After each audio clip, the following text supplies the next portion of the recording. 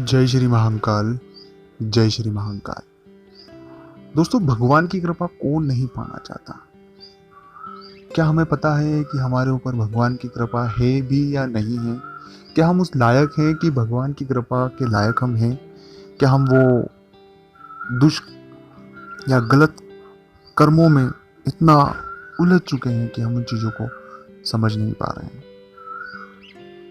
तो आज इस पूरे वीडियो में हम बात करेंगे कि भगवान की जो कृपा है वो क्या है, वो कैसे मिलेगी, वो किन लोगों पर होती है, और अगर नहीं है तो कैसे हम उसे पा सकते हैं। तो बहुत ही अच्छा टॉपिक आपके लिए है। उससे पहले आपसे एक निवेदन है कि प्लीज़ चैनल को आप सब्सक्राइब करें, चैनल से जुड़ें, और कमेंट्स में लिखना है आपको जय श्री महाकाल। आदि आप मुझसे बात करना चाहते हैं तो स्क्रीन पर नंबर चल रहे हैं, व्हाट्सएप से आप अपॉइंटमेंट लेकर मुझसे बात कर सकते हैं। तो भगवान की जो कृपा है वो इस दुनिया में पैदा हुआ, जन्म लिया हुआ एक जीव जंतु से लेकर एक मानव तक सब पर उसकी कृपा है। ये पहली बात आप क्लियर कर लें। मैं इसके सबूत भी और इसकी तमाम बातें जो है वो आपको मैं शेयर करूंगा, क्योंकि ईश्वर के हम सभी संतानें हैं। वो हमारे परमपिता परमेश्वर हैं और उनके बिना यह कुछ संभव नहीं है। तो अपने मन से ये गलत फहमी निकाल दे पहले कि ईश्वर ने हमें कुछ दिया नहीं, या ईश्वर ने हमारे साथ कुछ किया नहीं, या हमारे साथ ऐसा बुरा क्यों होता है, या तमाम जितनी चीज़ें।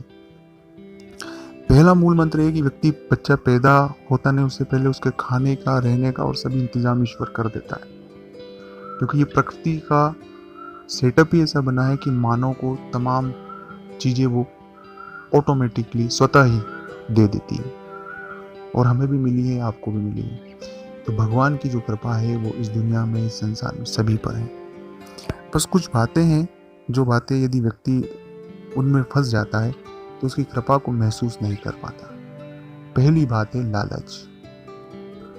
लालच होगा, आप गलत कदम उठाएंगे और फिर आप धरे जाएंगे। दूसरा होता है कि हठ धर्मिता होती है, चीज़ें समझने की कोशिश नहीं करना।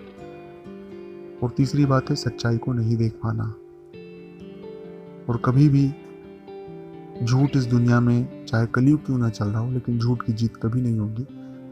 झूठ सिर्फ थोड़ी देर के लिए जीत कर जश्न मना सकता है, लेकिन बोलबाला सच का ही रहेगा, क्योंकि सच जो है शाश्वत है। सच को कोई बदल नहीं सकता।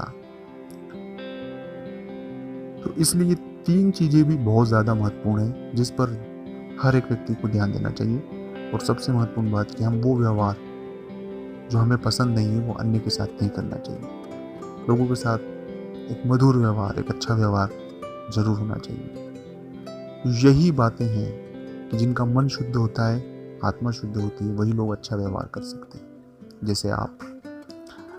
तो अच्छा लगा हो लाइक करें, शेयर करें, कमेंट्स करें। जो भी आपकी राय हो कमेंट्स में आप खुल कर लिख सकते हैं। जय श्री महाकाल।